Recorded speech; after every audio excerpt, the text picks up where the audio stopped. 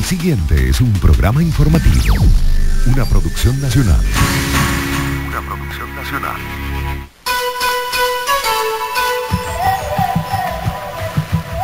A partir de este momento, ustedes y nosotros compartiremos información a todo riesgo para que el desastre no nos alcance.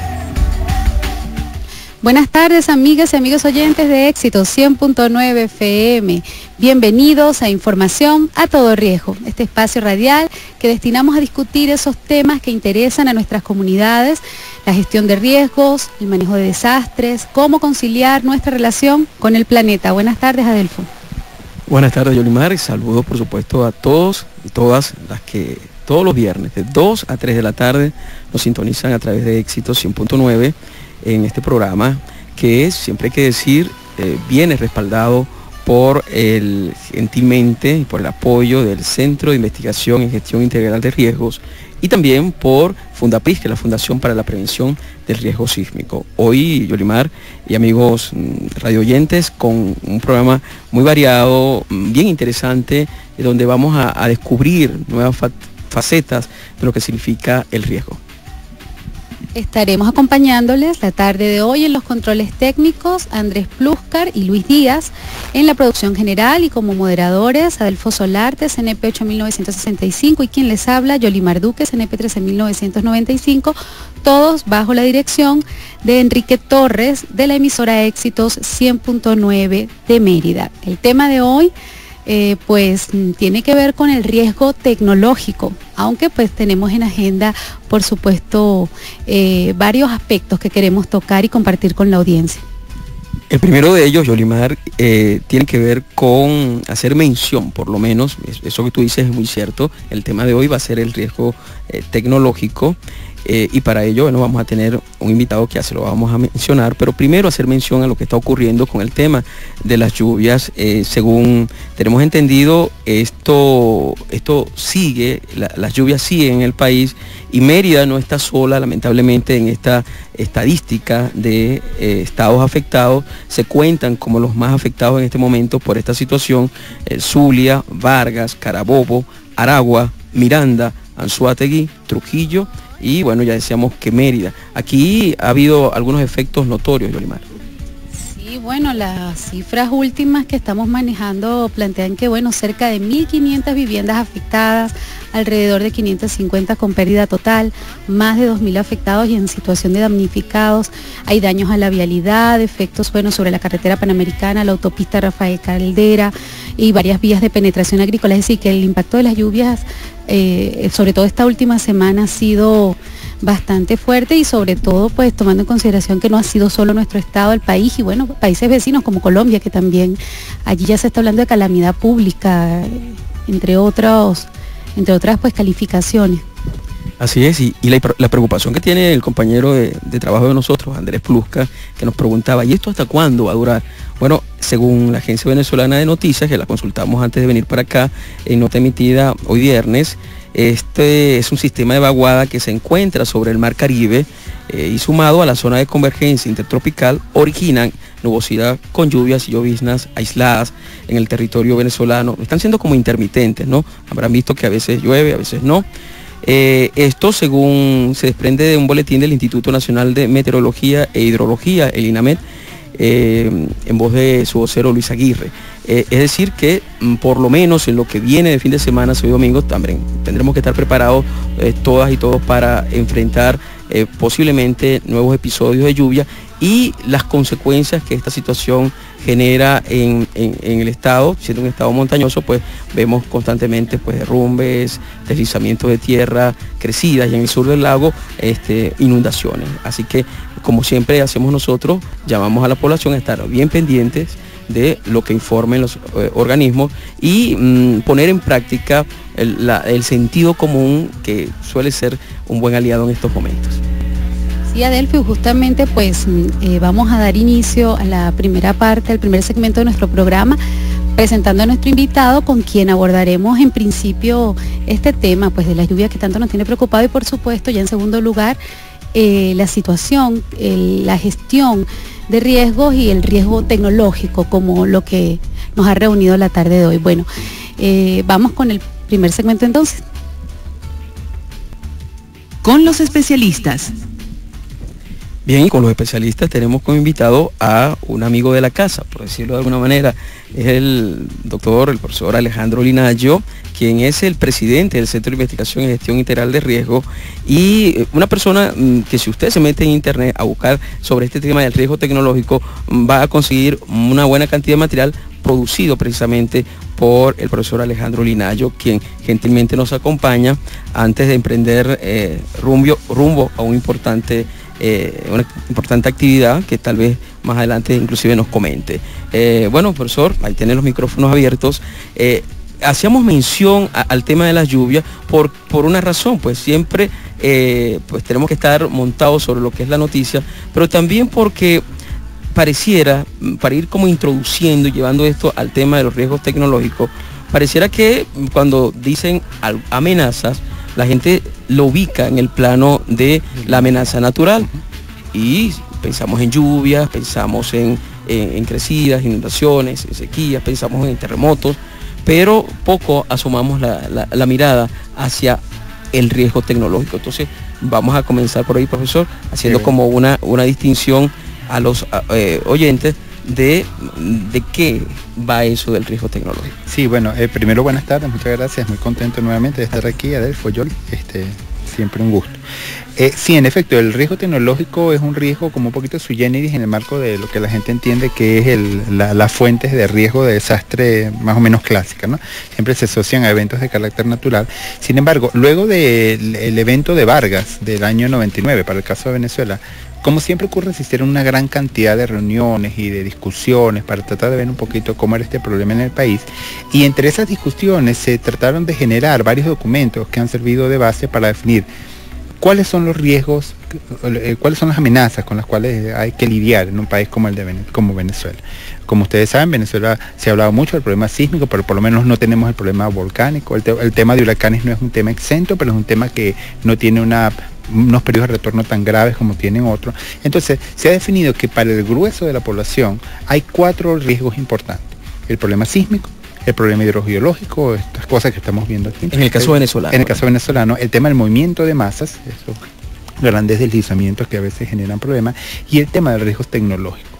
Ese es un tema muy importante de tratar porque se asocia que Venezuela, como país petrolero, donde tienes unas instalaciones muy importantes, tú notas que con frecuencia se dan zonas donde conviven importantes espacios urbanos con infraestructura tecnológica muy importante. Y es bien sabido, la experiencia en el mundo te lo dice, que aun cuando esos espacios se construyen con toda la ingeniería y toda la seguridad y todo, siempre hay un margen de posibilidad de que algo malo ocurra, y ha ocurrido. Entonces, en esos casos es necesario tratar de replantearse un poquito la problemática que tienen esas convivencias y tratar de ubicar formas un poquito más participativas, ¿no? Donde la gente, nuevamente, así como se le dice que la gente tiene el derecho a saber a cómo convivir con el río, con el deslizamiento, la gente tiene que también saber cómo convivir con el riesgo tecnológico que por lo general le rodea.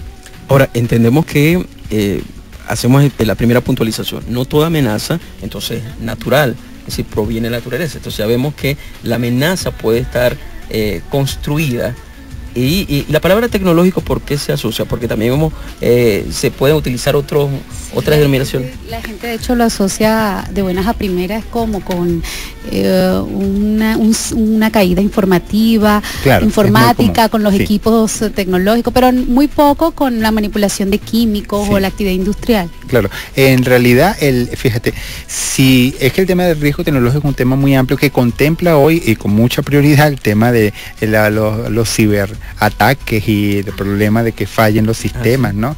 Yo me acuerdo del famoso el problema que iba a haber en el año 2000, sí, que iba a acabar el mundo, ¿no? El Geosky, pero en realidad el tema, si uno es un poquito riguroso con el término, riesgo tecnológico es todo riesgo, todo evento adverso que pudiese surgir producto de la tecnología que nosotros usamos.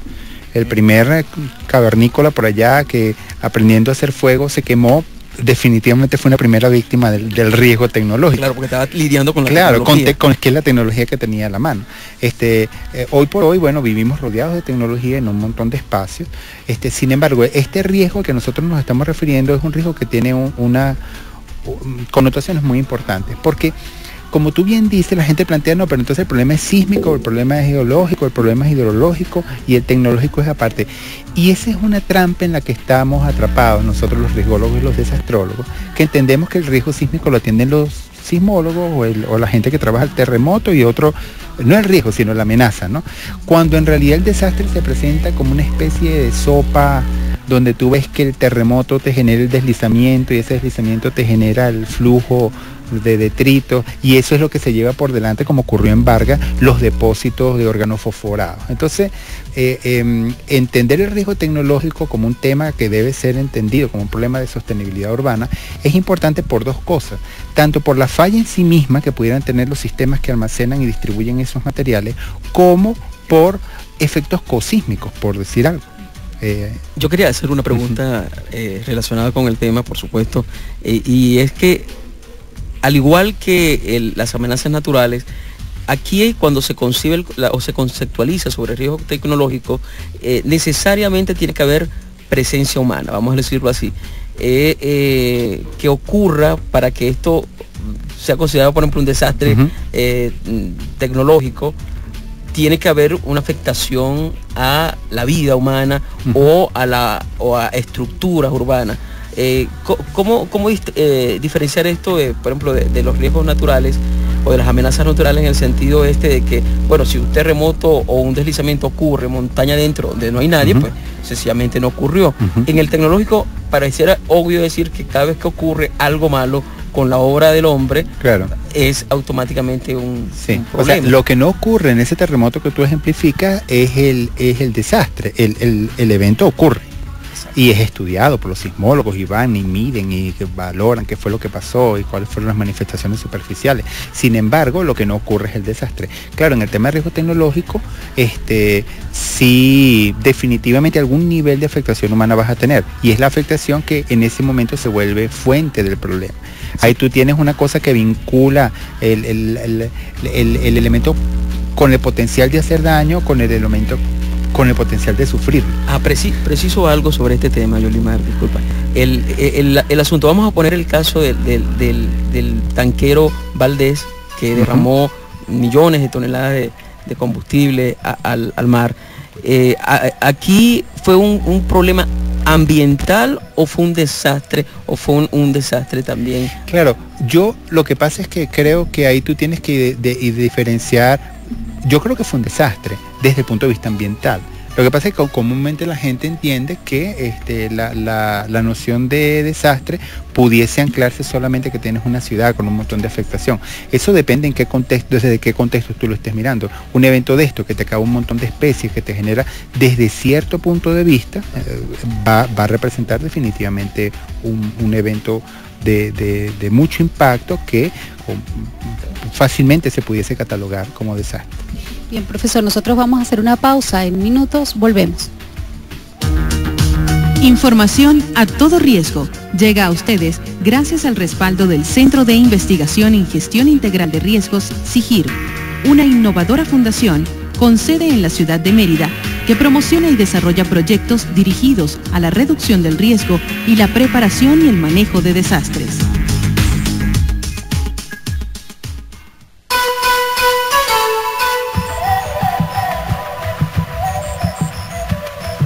Continuamos con ustedes, amigas y amigos oyentes, acá en Información a todo riesgo. Estamos conversando con el profesor Alejandro Liñayo sobre un tema pues de mucho interés para los merideños, el riesgo tecnológico urbano, como uno pues de los tantos riesgos a los que estamos expuestos. Y justamente a propósito de este tema, nosotros consultamos a la opinión pública como parte del segundo segmento de nuestro programa sobre ¿qué consideran ellos, qué riesgo, qué amenazas consideran ellos tienen en su entorno? La pregunta concreta que le hicimos a la colectividad fue: ¿considera usted que en su entorno, aparte de los problemas o riesgos naturales, hay otros riesgos que son provocados por el hombre? Queremos que ustedes pues escuchen lo que nos dijo la ciudadanía. Ellos opinan. Demasiado congestionada y que todos los días vemos, ya no por la naturaleza, más que todo es por problemas que si el tránsito, por lo menos las bombas de gasolina están muy dentro de la ciudad, o sea que hay mucho riesgo, por esa parte sí la veo yo, que hay mucho riesgo por ese lado. Ahí en el sector donde yo vivo no se percibe nada de eso, lo único es la falta de educación de la comunidad con respecto a ubicar la basura en los containers, que no lo hacen, y yo creo que eso es una parte de la contaminación del ambiente, ¿no? Falta de educación ambiental en ese aspecto, pero de resto no, todo bien. Bueno, sí, exactamente. Yo vivo en la comunidad de Los Chorros de Milla, sector San Pedro, parte alta. Uno de los riesgos allá son las huellas de electricidad, las huellas de luz que están muy pegaditas hacia las casas que ya tienen 2 pisos, que han crecido por la parte de que no tienen dónde más construir, porque construyen hacia arriba y ya las huellas casi pegan entre las casas, entre los balcones de las casas, pues es uno de los riesgos graves que hay en esa zona. No creo que estemos corriendo ningún tipo de riesgo, pues en el centro como tal. Aquí precisamente en el centro no hay riesgo, al parte de la contaminación, ¿no? Porque en el centro sí la contaminación es patética, pero bueno, yo creo que no.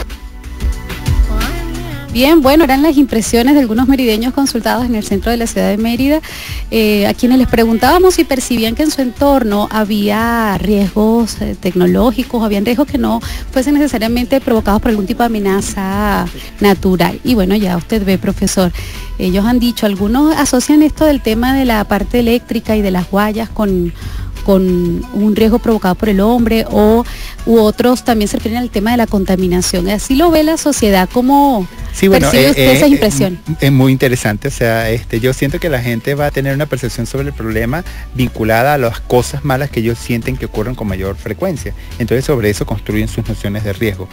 Quizás nosotros tenemos esa idea porque bueno, esa es más o menos la manera como leemos que este problema se presenta. Sin embargo, si tú hurgas un poquito en eventos que han ocurrido y que han generado problemas vinculados a fallas en tecnología, tú te topas con situaciones verdaderamente muy complicadas que han ocurrido.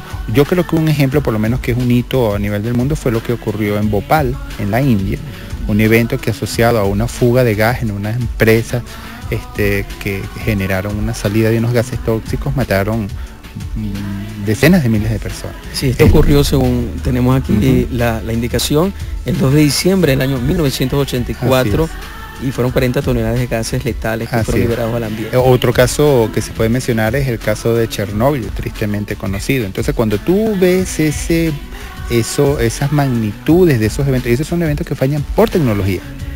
Lo que falla es la tecnología. Y entonces los niveles de afectación en los contextos urbanos son sumamente grandes. En estos casos estamos hablando de eventos que son disparados por una falla en el sistema. Pero hay otros casos en donde se sabe que, como te comentaba hace un momento, un evento sísmico, un problema hidrogeológico ha generado unos efectos que acarrean lo que se llama una cascada de eventos, entre los cuales disparan problemas vinculados al tema de riesgo tecnológico. Por ejemplo, en Vargas ocurrió, ¿no? Claro. Que, por ejemplo, si habían contenedores, pero con algún material que fuese altamente contaminante, posiblemente esto se sumó pues allá lo que... Y eso complica bastante el tema, y a veces los números no son pequeños. Mira, las estadísticas del terremoto de Kobe, un terremoto que por allá en los 90 mató una cantidad muy importante de personas, definían que cerca del 18% del total de muertos de ese evento se debieron a incendios, a situaciones asociadas a... No fueron porque se le cayó la pared encima, la morbimortalidad clásica que tú entiendes que hay alrededor de un sismo. Ahora entonces uno dice, bueno, 17-18% no es tanto, sí, pero si son 5.000, 6.000 muertos, estás hablando de un montón de gente. Entonces, en el caso de Venezuela hay algunos casos que son muy interesantes, y que por lo general no los recordamos, por eso la gente entiende que es un problema de basura, un problema de electricidad, que no dejo de reconocer que los cables eléctricos muy cerca de la casa son un problema de riesgo, no de riesgo de desastre probablemente, pero sí son un problema. Claro. Pero yo siento que hay algunos casos que son unos íconos en el mundo. Si echamos una mirada, por ejemplo, fíjate, si echamos una mirada hacia atrás, yo creo que uno pudiese recordar lo que ocurrió, por ejemplo, con la explosión del gasoducto en Tejerías, un evento que generó una gran cantidad de problemas, mató mucha gente que estaba rodando. Todos hemos rodado más de una vez por esas vías y nunca pensamos que en la autopista regional tú estás expuesto a un problema de ese calibre. Y bueno, ya más o menos la gente recordará. Un poquito más allá, más atrás, a principios de los 80 estuvo el caso de Tacóa, tristemente célebre, un evento que dejó casi 200 muertos ahí en Catialamar, producto de un boilover, que es un evento reconocido en el mundo como uno de los boilovers con mayor nivel de daño asociado que se ha registrado. Un evento ahí muy interesante. Y un poco más atrás, y yo siento que es un caso que vale la pena mencionar, es un caso que ocurrió justamente estos días, vamos a cumplir 71 años, que fue un gran incendio que ocurrió producto de una fuga de petróleo que se dio en la población de Lagunillas de Agua, lo que hoy es Lagunilla. Lagunillas de Agua era una población precolombina. Los datos preliminares que se tienen para ese evento ya relatan que había poblado en 1559 y resulta que esa población que tenía una dinámica de lo que pudiera ser una población desde ese entonces, de repente se ve invadida por una actividad industrial muy importante, que fue la actividad petrolera, y en el marco de ese fenómeno, la noche del 13 de noviembre del año 39 se dio una fuga de petróleo, una gran mancha flotó de crudo, flotó bajo los palafitos, porque las casas estaban sobre el agua. Casas sobre el agua, todo el mundo olía, todo el mundo sentía, inclusive hay relatos de que el prefecto de la zona, el jefe civil de la zona, el señor Fernando Olmo, había mandado unas advertencias que no prendieran las lámparas de queroseno, las maneras de lo que se utilizaba en la época, ¿no? Pero bueno, no hubo manera, en algún momento pocas horas después algo ocurrió. Entonces un evento que en aquella época se estima que mató cerca de 5.000 personas. Hay que verle la cara a un evento que mata 5.000 personas en aquellos años. Es una cantidad asombrosa. En estos que la historia cita como grandes desastres tecnológicos, como la catástrofe de la bahía de Minamata en Japón, año 74, el escape de gases en Seveso en Italia en el 76, la de Bhopal, que mencionada en el 84, no creo que haya habido tantas víctimas como en este caso. Claro, sí, bueno, Bhopal es un evento que te mata mucha más gente en términos absolutos. Sin embargo, hay que reconocer que en comparación con la cantidad de población que tenías expuesta, el evento de Lagunillas definitivamente fue un evento que te acabó con lo que era la población. Los relatos de la época dicen que inclusive de los sobrevivientes que existieron en la zona se mudaron porque nunca quisieron volver al pueblo y fundaron Ciudad Ojeda y algunas poblaciones cercanas, ¿no? Sí. Que claro, luego la gente vuelve a ocupar, como siempre ocurre, vuelve a ocupar los espacios y ahí está hoy por hoy viviendo la gente de esas poblaciones.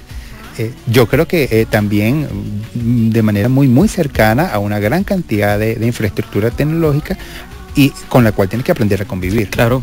Eso le iba a decir, profesor, ¿y en qué medida entonces este evento, que usted de hecho lo cita como el primer desastre tecnológico en Venezuela ocurrido, pues hizo que se empezara a tomar conciencia, que se tomaran medidas, que este tema pasara pues a la atención de quienes deben en ese caso generar, no sé, protocolos para actuar en estos casos? Sí, mira, en este caso nosotros hemos llegado a conclusiones interesantes sobre este tema. Yo siento que tanto este caso de Lagunillas como otros casos que ocurrían en el mundo generaron la aplicación de una serie de protocolos muy interesantes que comenzaron a regular la manera como las instalaciones industriales se instalaban cerca de espacios urbanos. Al tú instalar una planta, una fábrica, entonces hay unos estudios de impacto ambiental, tienes que respetar unas distancias, tienes que hacer una serie de cosas que garantiza que la planta se mantenga a una distancia prudencial, entre otras cosas, por garantizar que la gente no esté tan expuesta al riesgo. Sin embargo, nosotros vemos que la manera como ha evolucionado este tema, no solamente en Venezuela, sino en América Latina, ha sido de una manera tal en donde hoy por hoy creemos que ese abordaje es insuficiente, por dos razones básicas. La primera es que una manera como nosotros vemos que el riesgo tecnológico se está presentando hoy por hoy es que ya no son las industrias las que se instalan al lado de las ciudades y les llevan el riesgo. Son también las ciudades las que van creciendo, se van comiendo los espacios de seguridad, particularmente sus asentamientos no controlados, y hacen que unas industrias que estaban bien ubicadas, manteniendo las distancias, de un momento para otro se ven rodeadas de un montón de gente. Ese es un primer un primer caso.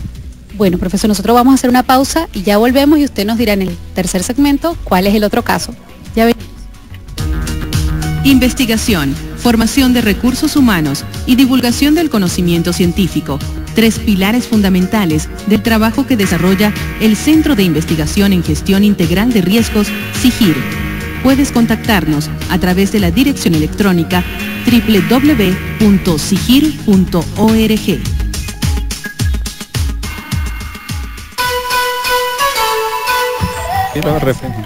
Bien, seguimos en información a todo riesgo. Hoy viernes 19 de noviembre y el tema, el riesgo tecnológico. A propósito, nos citaba el profesor Alejandro Linayo, nuestro invitado de hoy, que el 13 de noviembre, pero del año 1939, se produjo lo que puede ser considerado el primer evento importante asociado a un desastre de tipo tecnológico, cuando ardió prácticamente por completo la población de Lagunillas de Agua, que en el estado Zulia, atención, porque aquí en Mérida también hay una población de Lagunillas, estamos hablando del estado Zulia, a raíz de la explotación petrolera que se produjo allí. Bueno, hubo un incendio, y bueno, decía Yolimar que a partir de allí, bueno, y usted respondía que ha habido pues algo se ha avanzado cada vez que ocurre un desastre, sea de tipo asociado a causas naturales o de tipo tecnológico, pues algo se aprende y se va avanzando. En este momento, en 2010, con un país altamente dedicado al tema petrolero, con grandes instalaciones petroquímicas, refinerías, gasoductos, oleoductos, plantas de llenado de gasolina, en fin, y un parque industrial, digamos, bastante grande, y sobre todo en ciertas ciudades. ¿Qué podemos decir de Venezuela con respecto a este tema? Es un país donde se ha tenido una conciencia ya, por lo menos en la parte institucional, gubernamental, y por lo menos los códigos que manejan los cuerpos. Sí, bueno, mira, yo creo que en el caso nacional, el ente de alguna manera que ha regulado el desarrollo de la explotación petrolera en el país, que ha sido PDVSA, se ha regido por las normativas que existen en el mundo alrededor de estos temas.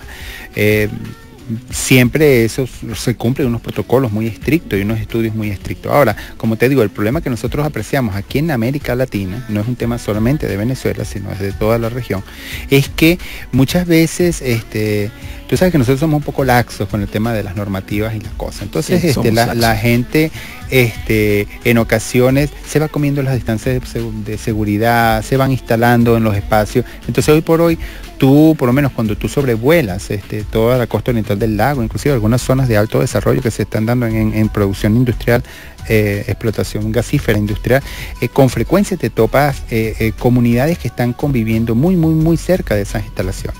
Ahí hay que tratar de ver y revisar un poquito la manera como se está manejando el tema, porque hay que evitar que el tema del cálculo del riesgo y las inversiones que se hacen alrededor de estos temas sean unos temas que sean, ¿cómo se llama?, decididos estrictamente en una mesa donde se sienten unos tecnócratas y unos políticos y ellos dicen sí, construye o no construye, o define estos son los parámetros de seguridad, porque esas son personas que no necesariamente van a estar ahí a la hora ellos no son los que se exponen, no necesariamente ellos son los que se les va a quemar la casa a la hora de una situación de esta. Entonces nosotros creemos que alrededor del tema del riesgo tecnológico en el país y de la región, todo esto es un tema que lo vemos a nivel no solamente del país, hay que trabajar un poquito más en garantizarle a la gente el derecho a saber. La gente tiene el derecho a saber en ese espacio en particular donde él está, y tiene que estar ahí porque él trabaja en la industria, él se mueve alrededor del tema, es un contratista, o sea, le conviene estar allí, pero uno tiene que saber cómo convivir con esos espacios. Profesor Alejandro, en el caso de Mérida, ¿verdad?, que pues, estamos hablando de grandes refinerías, y entonces nosotros los merideños aquí, pues nos echamos fresquitos y decimos, bueno, eso está bien lejos, pero no solamente es industrial, en el campo agrícola, pecuario, e inclusive en la propia vida urbana de una ciudad, podemos encontrarnos con espacios, instalaciones, edificaciones que puedan advertirnos de una posibilidad de una amenaza de riesgo tecnológico? Sí, yo siento que esa pregunta es muy importante porque esa es la tercera etapa que yo estaba mencionándoles sobre la manera como ha evolucionado este tema en el mundo.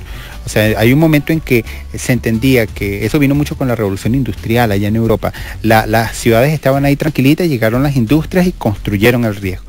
En un segundo momento se entiende que estaban las industrias tranquilitas y llegaron las ciudades y crecieron y se combinaron con los espacios industriales y se construye el riesgo.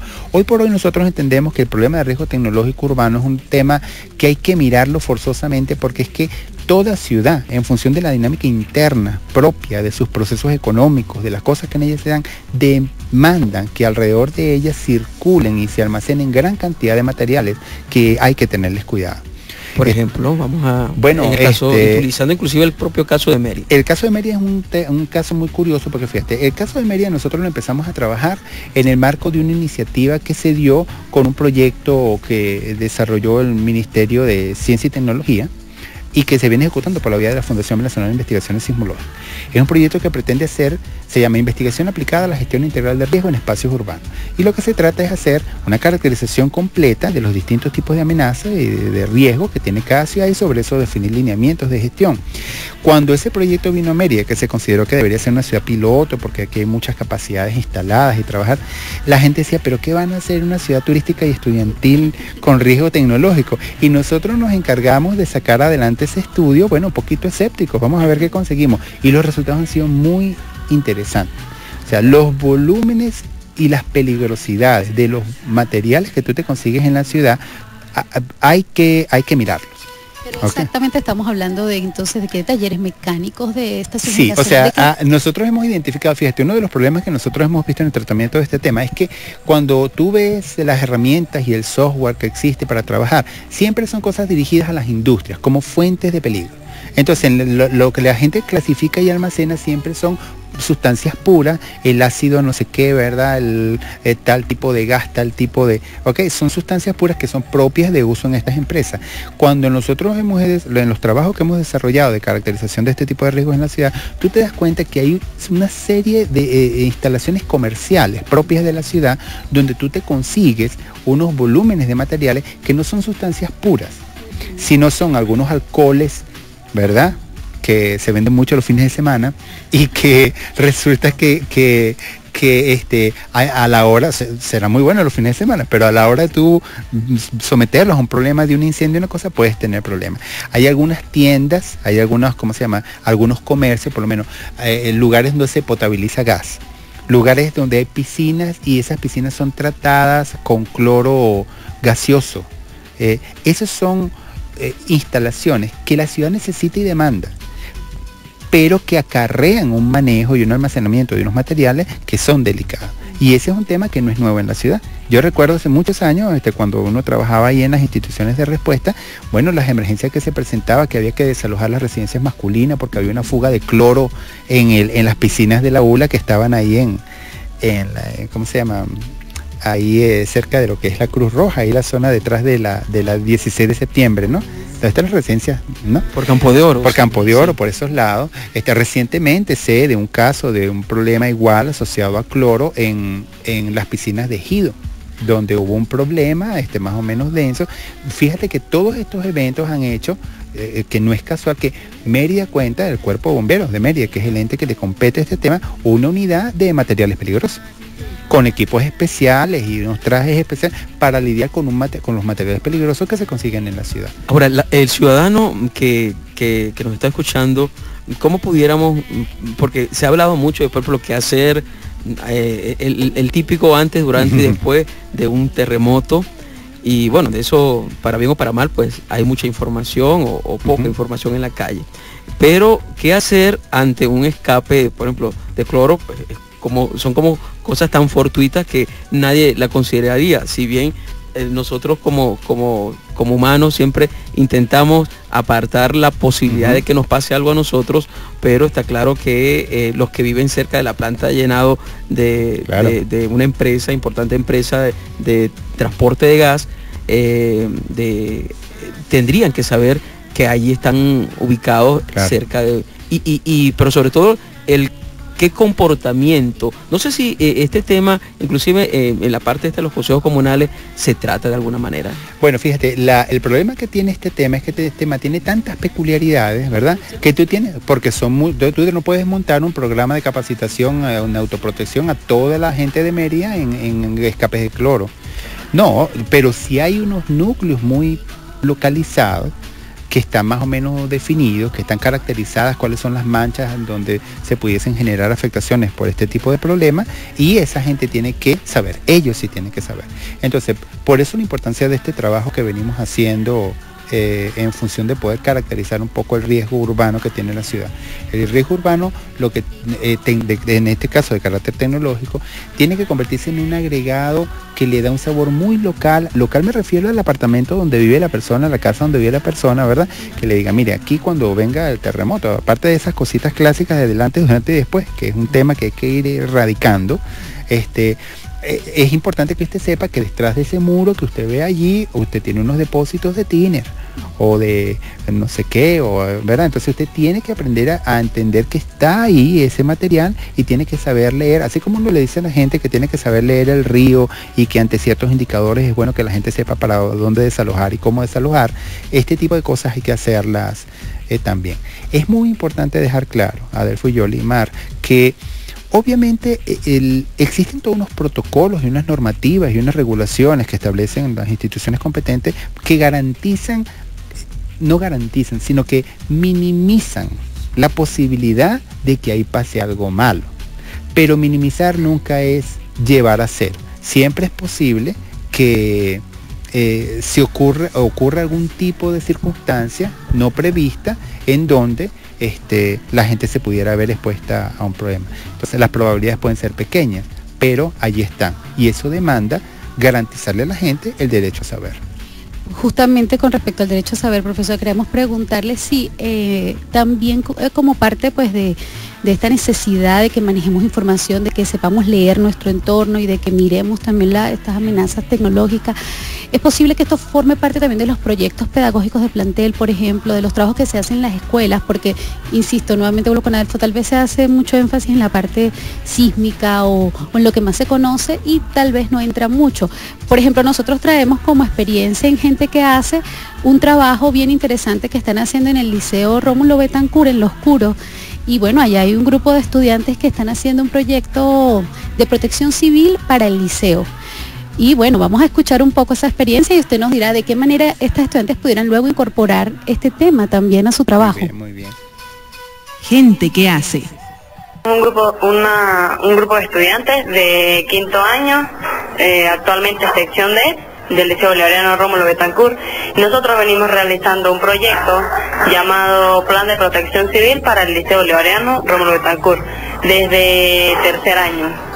El proyecto está orientado a crear conciencia sobre los riesgos que presenta nuestra comunidad y cómo de alguna manera podemos mitigar a los mismos.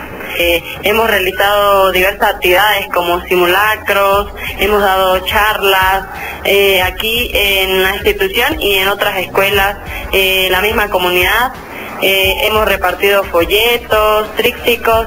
Bueno, nosotros realizamos el proyecto porque hubo un terremoto en 1997 en Sucre, donde una escuela se derrumbó debido a que la estructura física no estaba adecuada y la estructura física de esta escuela es muy parecida a la nuestra. Entonces eso de alguna manera nos preocupó, porque si llega a haber un terremoto pues tendría un efecto muy impactante aquí, porque la estructura física no está adecuada.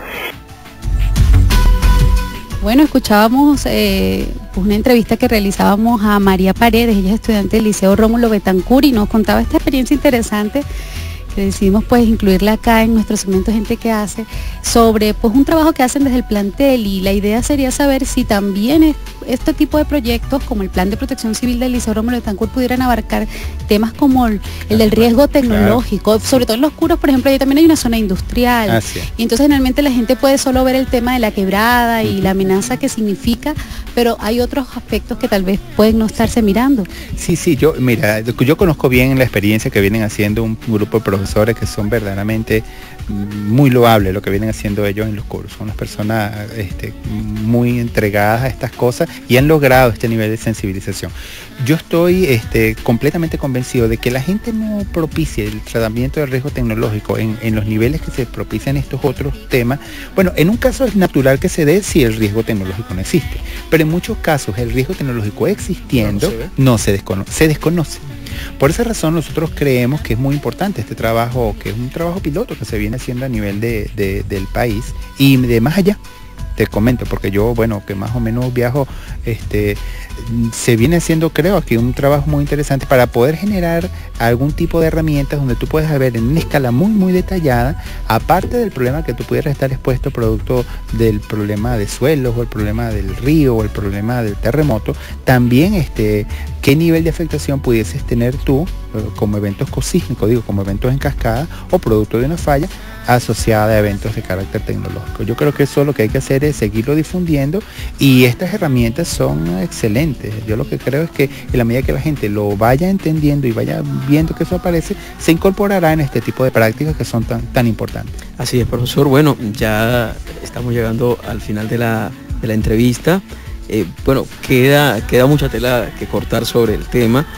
Hoy simplemente hicimos como un paneo, decimos nuevamente, utilizando como pretexto histórico el hecho de que el pasado 13 de noviembre se conmemoró el aniversario número 71 de la tragedia ocurrida en el pueblo de Lagunillas de Agua, en el estado Zulia, y que se considera el primer desastre de tipo tecnológico en el país. Bueno, y a partir de allí pues hemos revisado que el asunto puede estar tan cercano, tal vez no en esa escala, por supuesto, pero tenemos que abrir los ojos frente a nuestro entorno, y nuestro entorno no solamente son las montañas y los ríos, sino nuestro edificio, la tienda que nos queda al lado, la licorería que está cerca, el taller mecánico, la estación de servicio, y hacerle lectura también a todo eso anticipada. Profesor Alejandro, muchas gracias. Nos dice que se va de viaje, ¿nos puede comentar rapidito?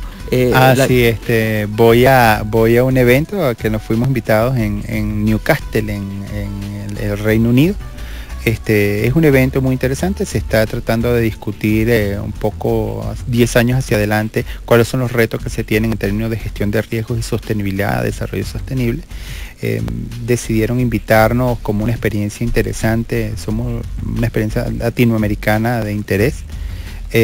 Particularmente vamos a trabajar el tema los esfuerzos que venimos haciendo en el tema de la formación de recursos humanos, tanto a nivel del posgrado y las maestrías, como estas carreras técnicas y estos programas de formación profesional que se vienen desarrollando en Venezuela, que son programas pioneros a nivel de la región e inclusive más allá. Entonces, nos han pedido conocer esa experiencia y allá vamos a presentarlo. Bueno, que tenga un feliz viaje, lo despedimos y vamos a hacer entonces una nueva pausa, y cuando regresemos vamos a tener mucho que decirles en las informaciones que ocurrieron en la semana y un nuevo segmento que ya van a conocer. Mérida ya cuenta con un laboratorio de tecnologías de información geográfica aplicadas a la gestión de riesgo. Investigadores, profesores y estudiantes pueden acceder de forma gratuita a imágenes satelitales de la región y del país, modelos cartográficos y mapas actualizados, acudiendo a la sede de la carrera de Manejo de Emergencias y Acción contra Desastres del IUTE. Esta es otra iniciativa del Centro de Investigación en Gestión Integral de Riesgos, CIGIR.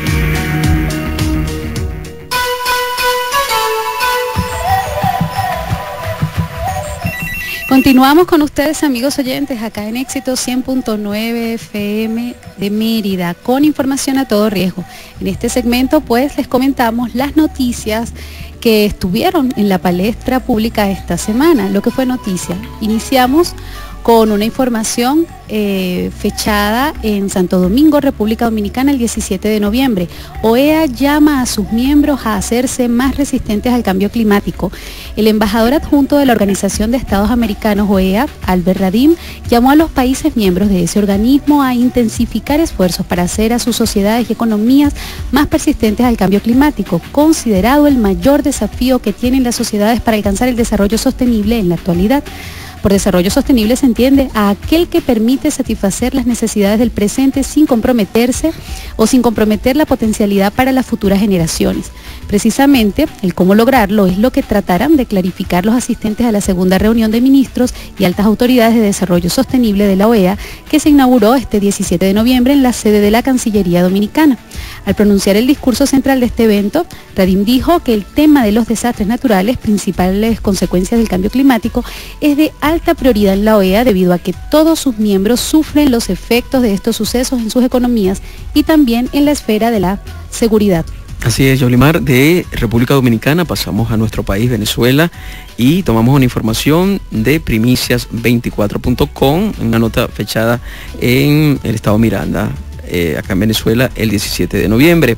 Ovidio Lozada, alcalde del municipio de Los Alias, en el estado Miranda, en compañía del director de Protección Civil Los Alias, Miguel Cabrera, representantes de distintos cuerpos de seguridad que hacen vida en la jurisdicción y funcionarios de la municipalidad, instalaron formalmente el pasado martes 16 de noviembre el Comité Coordinador Municipal de Protección Civil y Administración de Desastres y Ambiente.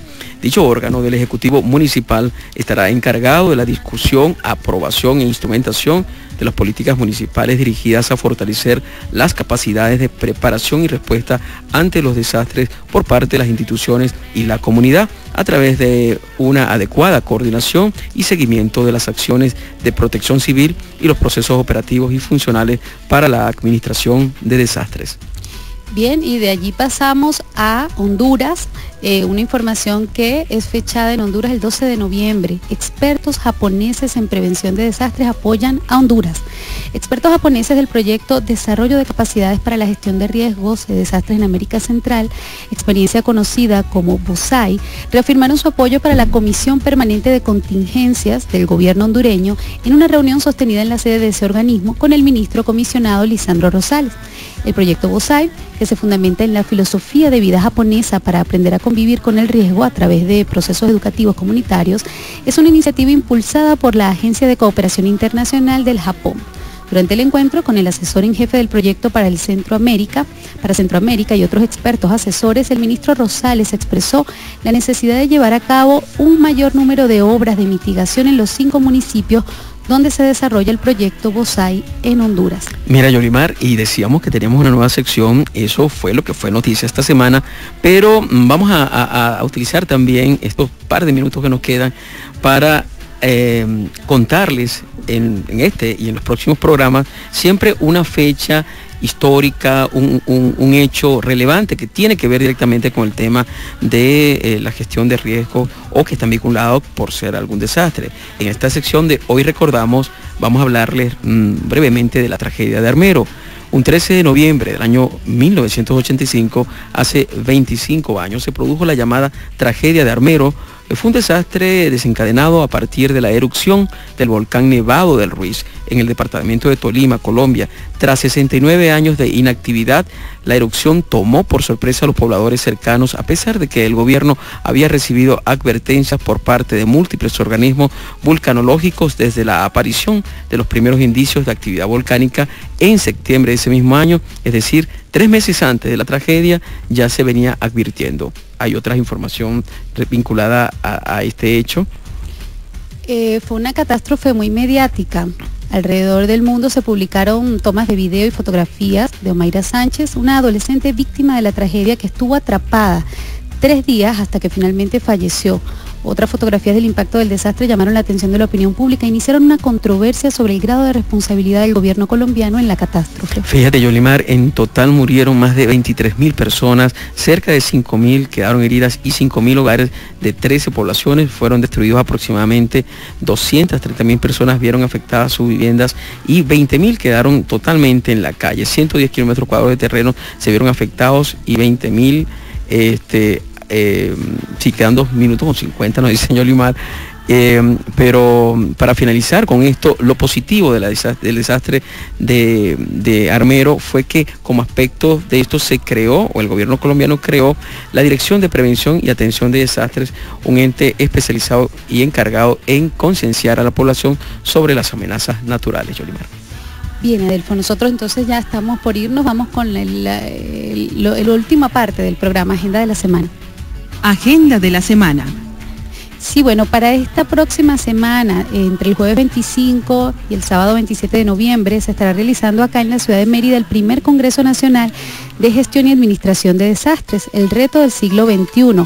Pues hay varios especialistas que han sido invitados, especialmente en representación del SIGIR estará el profesor Alejandro Liñayo, quien fue nuestro invitado la tarde de hoy, y estará presentando pues un trabajo acerca de la investigación como medio para la prevención de desastres. Asimismo, pues hay invitados internacionales, nacionales, y es un evento pues al que vale la pena acercarse. También los días martes y miércoles de la semana que viene se desarrolla en el Reino Unido la conferencia internacional que lleva por nombre Vinculando Desastres y Desarrollo, los retos de los próximos 10 años.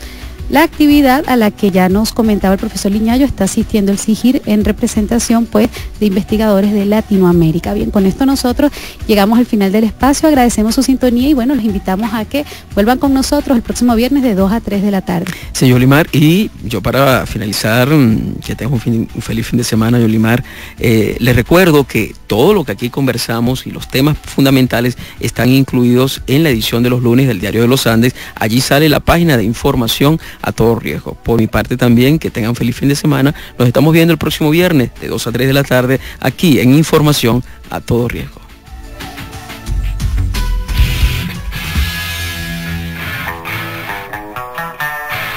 Un paseo por el mundo.